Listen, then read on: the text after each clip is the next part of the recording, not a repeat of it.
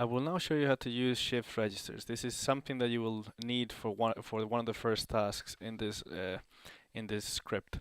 So select the loop, right click, and in the context menu select add shift register.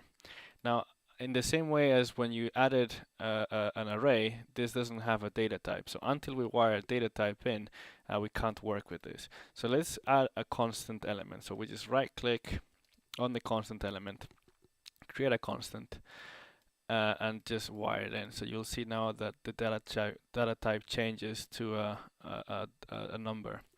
Now, the simplest way to understand how this works is to think of it as something where we store the variable for each iteration, and we retrieve it on the next loop. So basically, you can access the previous iteration from here, and you store it on the one on the right. So let me show you how that works.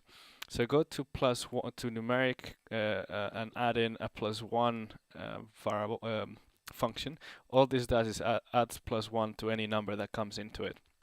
So go ahead and wire that in.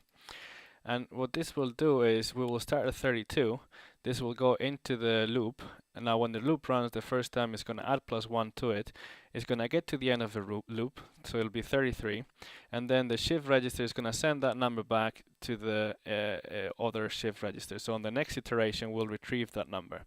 So it'll be 33, then it'll add +1, and there'll be 34, and every time we run it, we just simply add 1 to this number. So if you want to see that working in the loop, we can just again run our the VI with the highlighted execution, and you will see how this works. So here it starts with 32, it goes in, adds +1, that's 33, comes out, is 33, 34.